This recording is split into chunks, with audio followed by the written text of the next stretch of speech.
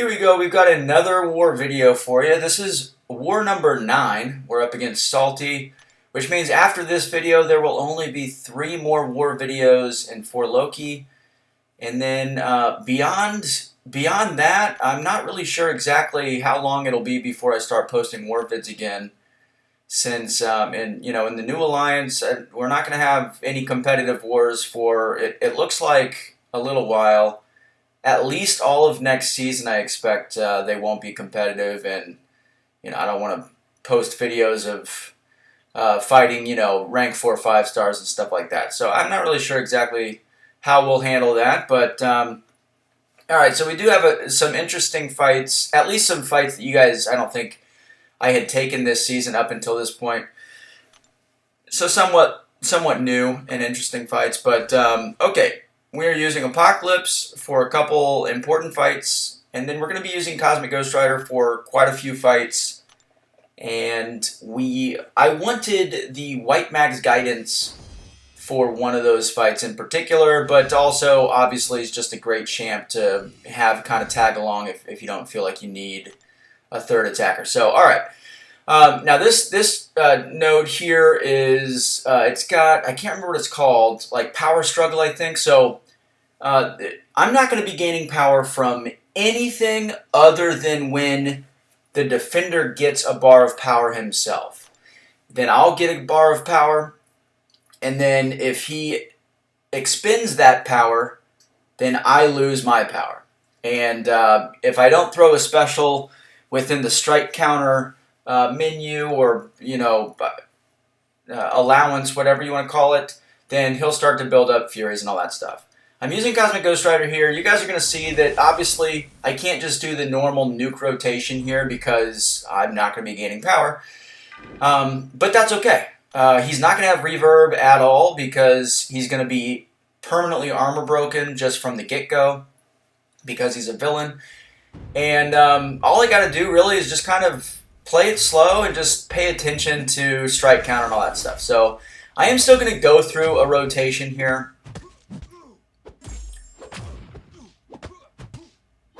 And I'm going to stop my combos short to try to keep him from throwing a special. And then I'll finish my that combo there with a medium ender so that I can throw off my SB2. And at this point, he's armor broken. I just really need to finish a combo here. Boom, he's dead. So, a little bit different, but, still pretty easy, pretty safe. Okay, now this fight, I definitely could have used Apocalypse for, but Cosmic Ghost Rider is just going to get through this guy so fast. He does have energy vulnerability, and my SB2s are obviously energy damage. The only thing here is that you really probably want to have White Mag's Guidance. I wouldn't say that it's necessary. You can definitely play around it. But, yeah, I don't know. I wanted to have it. And again, White Mag's is one of those champs. If you have an extra free slot, there's no reason not to bring him. But, yeah, all we have to do is really make sure that he has all of his rock shield or rock stacks gone when I'm throwing my SP2. That's it, and as long as we can do that, then we're going to be okay. So I'm going to throw this off real quick, and you guys are going to see here, his rock shield comes back, and he kind of bounces back and forth. That's because I was armor breaking him with my SP2, but because he had rock shield, the rock shield purified those debuffs, and anytime he purifies a debuff with his rock shield, he gains an additional rock shield. So that's why it kind of bounced back and forth there, but I mean, ultimately, very simple and straightforward. Okay, so Kitty, I believe it's a rank 4 Kitty on node 23, which is Mixed Master, Aggro Prowess, and can't remember what else is on here. I think she's going to be gaining power at a higher rate up until her SB1. So she's pretty common here, I would say. At least last season she was pretty common here. She is a global affected, as you guys can see here. And I know that we had gotten some kills with this placement ourselves. Apocalypse makes this really easy, and frankly, if you are just, all you have to do is know that when she's above 3 prowess, you need to play her stun immune and wait out her phase when she dashes in at you to punish. And if you can do that, Apocalypse is really, there I just throw a medium like a complete moron. She is just like an easy way for Apocalypse to build up charges. So I go into this fight without any build up, and I'm automatically at 3 prowess myself because she's a mutant. And I'm just going to throw my specials. I mean, that's all I have to do here. Now, she has the 3 prowess, so when she dashes in, I just have to make sure that I'm not attacking her while she's phased, or I'll take direct damage. And obviously I can't stun her or anything like that while she's phasing. But yeah, I mean, this is just...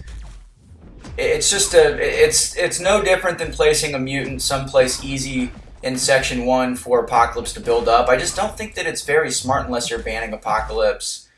You know, I guess it's possible that people don't maybe like this matchup for some reason, and maybe they might overlook Apocalypse as an option. And if you don't use Apocalypse, she gets a little bit more complicated on that note, I think. We've also used Nimrod in the past. But anyway, I don't know. Pretty easy. I'm not a huge fan of that placement because she just makes Apocalypse stronger, and it's pretty easy with him. So, okay, I am going to use Apocalypse for this Mr. Negative, and Mr. Negative as a defender, anytime you parry him, he gains light energy. He gains 2 of them. And when you knock him down, however many light energy he has, they automatically get converted to dark energy. And when light energy converts to dark energy, the Mr. Negative's opponent gets a disorient on them, or not a disorient, sorry, a delirium on them, reversing their controls for, I think it's 0.8 seconds per light energy converted. So basically, you parry this guy 5 times, you give him 10 light energy, and then you knock him down. He converts those to 10 dark energy. Then you're going to be reverse controlled for 8 seconds, which is a pretty long time. So anyway, with strike counter here, you know, we got to knock him down. So it's good placement, and he is pretty annoying. I mean, I don't know. You can definitely play this fight stun immune as well, just to kind of avoid the build-up. But here you guys can see, I go ahead and I knock him down. We convert quite a bit, 8. So that was like a 6-second delirium here, and it's going to be the same thing here. We're going to convert 6. I guess that delirium went on cooldown maybe? But anyway, alright. We should be okay at this point. I just got to not mess up. And that's usually not a good sign when I say that. But, no, we're able to get through this fight pretty easily. And there you go. Mr. Negative. Not too bad. But yeah, you guys can just play him stun immune completely. If you just avoid parrying him, then he'll not gain those light energy. He does have other ways to gain the light energy, but when he's a defender, you're pretty much just got to not parry him if you want to avoid the light energy buildup. I went ahead and parried because I wanted to gain the disorient immunity with Apocalypse, but I could have just as easily not done that. So yeah. I don't know. Maybe if I took it next time just to completely avoid the delirium, maybe I would just play him stun immune. But all right, next fight is Guillotine 2099. You see she's global affected here, but I mean, Cosmic Ghost Rider. This is just an unfair fight. So as I have talked about in previous videos, against global affected defenders with this miss, we're going to parry heavy, and then we're going to parry medium ender to get the vigilance, instead of the light ender, which is, I think, part of the typical rotation. And then we'll do the light ender after we gain the vigilance. I just don't want her throwing her SP1 because it can power drain me. And yeah, at this point, the fight is over. So, very simple stuff. We'll just go ahead and throw the SP3 to finish it off, and if you guys notice, she did fall below 15%, but she didn't gain her regen because she was fate sealed. Nice, awesome benefit from Cosmic Ghost Rider's signature ability. So anyway, Okay, and I think that we have one more fight here. I definitely could have taken that Silver Surfer with Cosmic Ghost Rider. He's a very good matchup there. Apocalypse can also do that fight with the Power Start 1 boost if you have Bleed Immunity, because that node does have Chitinous Thorns. But I think that Lizer took that with Omega Red. And anytime Lizer can take a fight with Omega Red, that's going to be the best option. And the fastest option, because she's just an absolute Omega Red god. So, alright, last fight of the war, and we're up against a Tigra. Now, I've talked about this before, but Tigra is just absolutely horrifying. However, somebody actually, and I unfortunately, this is just kind of ad-libbed here. I didn't plan, I forgot about this fight, so I didn't plan on, the commentary and anything like that, but somebody in one of my previous videos actually reminded me that she can't become unblockable with her specials if she's afflicted with weakness, or there's some other debuff, I can't remember. But Apocalypse, of course, inflicts weakness on his SP1. If you have Vor Genetic Code, he'll inflict weakness and poison. If you have, 3 or fewer genetic code, then he'll only inflict weakness with a certain combo. But if I just throw my SP1, then she won't be unblockable. And guess what? I didn't even bother. I was like, look, I just want to get to my SP2. Typically in war fights with Apocalypse, I try to get to the SP2 first, because with power back boosts, I can get to another special right away. And I can do that. Had I gone the SP1 route first, that would have been smarter probably, just to completely eliminate her unblockable.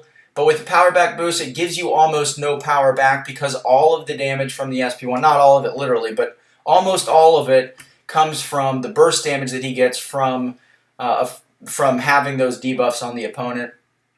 So typically I'm always going to go for the SP2 first with Apocalypse, just because of the power back benefit there. But that is a good thing to note. If you're using Apocalypse against Tigra and you want to just throw your SP1, just inflict weakness, then you can just block her unblockable specials. And as long as she's afflicted with that weakness, you can do that throughout the entire fight. So, good piece of advice from somebody in my comment section from the previous video. If you're watching, thank you. I'm sorry I forget exactly who it was that said that. But that's it, guys, for this video. Leave a like and a comment. Subscribe if you want to, and I'll catch you in the next video.